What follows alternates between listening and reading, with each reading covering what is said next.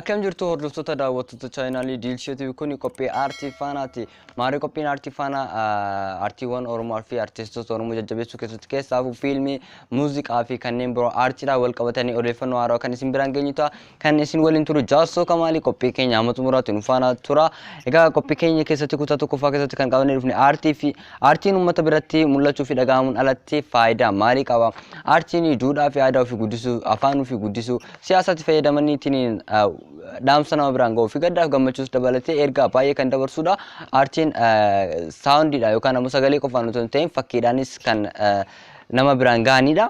Egaa aartii fi dinagdee kan jedhu qabannee dhufneerra qabxii lammaffaa irratti aartii fi dinagdee jennu artiistoota Oromoo fi aartii Oromoo kanarratti gamanas deebina. Artistoonni Oromoo baay'een isaanii YouTube irratti yookaan ammoo sooshaal miidiyaa garaagaraa irratti view gaariin argatan. View kana dhaban jechuun ammoo gara dinagdeetiin miidhamaa jiru.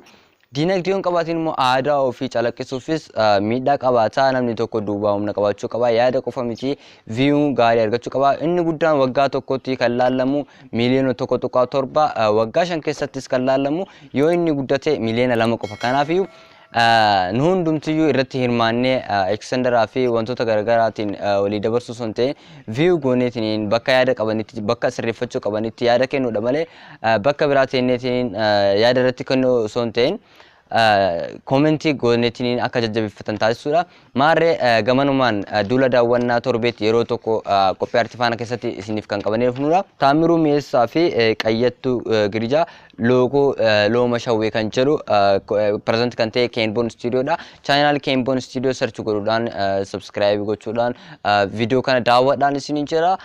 Gamanumaan ammoo dinqisaa dabalaa citeensitti hafa kan jedhu chaanaal Mi'eessaatiin kan present godhe dinqisaa dabalaa chaanaal mataa ofii qaba. Egaa artistoonni baay'een isaanii chaanaal mataa ofii qabaachaa kireet godhachaa jiru. Keessaafuu Iskiyaas Mazammiris dabalatee dinqisaa dabalaa kanneen biroo chaanaalii mataa ofii qabu Saaliyaa Saamis dabalateeti. Kanaafiyyuu chaanaalota artiistoota kana subscribe gochuu akka hin irraanfanne hundi keenyayyuu Saaliyaa Saamii maaliif ol jibbina kan jedhu chaanaalii mataa ofiitiin kan post godhe upload godhe jechuudha.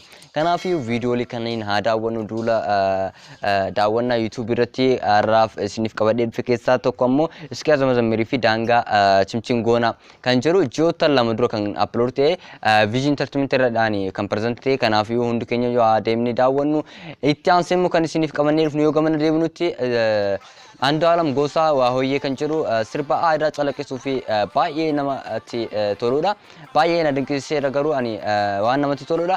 View gaariin arganne deebii gaariin arganne gaafii inni nuuf dhiyeesseef uummata biraan akka ga'uuf ammoo darraa cimaa bira dabreetti ifaajee dheeraa booda kan hojii kana qabatee dhufe. Kanaafiyyuu ilaaluu akka hin irraanfanne subscribe gochuullee chaanaalota Oromoo kanneen Vision Entertainment, Keenboon Studio, Raayyaa Studio kanneen biroos dabalatee subscribe gochuu akka hin irraanfanne. Kanaan qofa miti chaanaalota aartii Oromoo jajjabeessan kanneen akka Dilshootti subscribe gochuu hin irraanfatina. Qophiileen keenya itti fufu maarree qophiileen keenya kutaa kutaadhaan torbeedhaan kan isin biraan geenyu ta'a. Chaanaal keenya subscribe gochuu hin irraanfatina. Kan waan waliin turtaniif galatooma.